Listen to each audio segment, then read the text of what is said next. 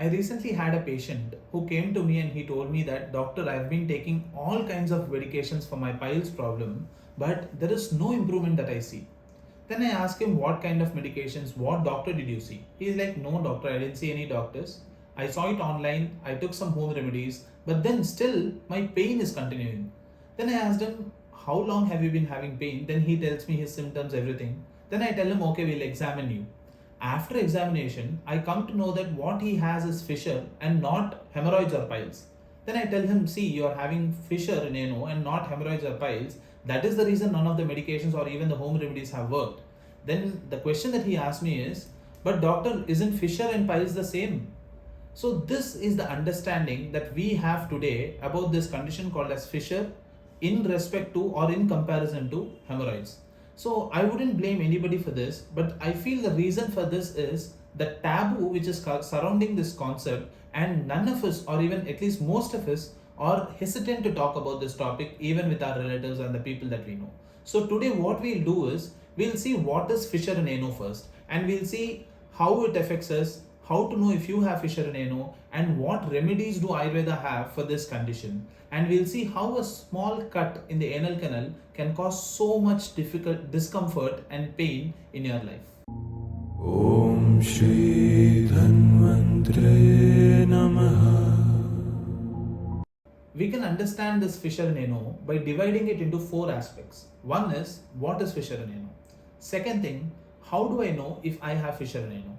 Third thing, why does fissure in ano not heal? What is the problem with it? The fourth thing is, what remedies do Ayurveda have for this condition, right? Let's begin with the first thing. What is fissure in ano? In simple terms, a fissure is nothing but a cut in your anal canal. It's a very simple cut. And how does it present itself? The two main symptoms that you can see to know if you have fissure is, one is bleeding, the other one is pain. So the first thing is, the bleeding is not going to be like drop-wise bleeding, or it is not going to be a sudden gush of blood. The bleeding is very typical. It will be like streaks of blood. If you can see this. So this is our anal canal. In this we can see that there is a cut here, right? This cut is called as a fissure. In this anal canal, when the stools are coming down like this, it is going to rub over this fissure and it has to come out. And when it is rubbing over this fissure, it is going to cause the fissure, that is the cut, to apply pressure on the motion, and because of that there will be lines or streaks of blood that we see. Now apart from the bleeding, what else do we see? We also see that there is extreme or excruciating pain. I know patients who come to me saying that, doctor, I pass stools in the morning and after that throughout the day I'm in extreme pain. There are people who tell me I'm in pain for 1 to 2 hours, but one thing is for sure, the pain will be excruciating, that is it will be severe pain. So if you have severe pain or excruciating pain, especially after passing stools, or if you have blood like streaks after you pass stools, then there is high possibilities that you might be suffering from fissure in ano. The third question is, why is it not healing, right? See, I told you, in this we can see that it is a small cut. Imagine that there is a small cut in your hand, and if this small cut is left as it is, or if you are leaving it dry, it should ideally heal, right? But why is it that a cut in the anal canal is not healing? I'll give you an example. Imagine the same cut which is there in your hand, but every day imagine that you are putting sand on it and you are rubbing it. Will it ever heal? Obviously it will not heal, right? Similarly, in the anal canal, every day stools pass through this, and when the stools are passing, we will see that a cut is there, and this cut is being rubbed upon by the stools which are being passed, and obviously the cut is not going to heal. And the second thing is, even though if we leave it alone or if our stools are good, it might seem like the fissure is healing, but every single person suffering from fissure will know this, that it is always recurrent. That is, they will feel like it has healed, but after a month it will recur again. They will feel again it's healed, then it will recur again. The reason for this is, imagine that this is the fissure bed, or if this is the cut, as you can see in this. So if this cut is there, the body will try to cover it with a layer, and then this layer which has formed will get infected, or because of the stools it will get rubbed, and then it will become unhealthy. And upon this again the body will try to heal. Upon this, so there will be multiple layers of unhealthy tissue, and under this there will be the fissure bed, and these layers which are there will make sure that there is no blood circulation to this fissure, and because of that it will not heal.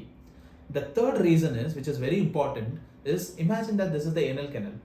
If this is the normal size of the anal canal, because of constant trauma, because of constipation, because of even stress, you can see it in my previous video where I have talked how stress helps or how stress causes this.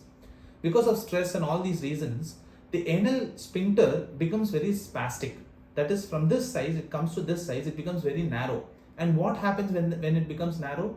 It is like when the stools are coming out, it is going to pressure or it is going to press on these areas and it has to come out. And when it does that, it is going to cause more fissures, or even if a fissure is there, it will not be healed because it is going to rub on it. So these reasons, that is, as I told you, unhealthy tissue. The second thing is there is the spasticity which is being formed. And the third thing is, as I told you, there is constant stools which are passing, which is disturbing the healing process. Now the $1,000,000 question. How does Ayurveda treat this condition? How can Ayurveda give a permanent cure in this condition? See, you know that it is caused due to spasticity. So you have to remove the narrowness of the sphincter. You should make it relaxed. That is how you cure it, right? The second thing is, there is unhealthy tissue. I told you it is unhealthy granulation. If you remove this unhealthy tissue, blood circulation will improve, oxygen will reach this area, and thus it will heal, right? These are the two exact ways in which Ayurveda helps. That is, there is a treatment called as Ksharakarma, and then there is a treatment called as Agnikarma.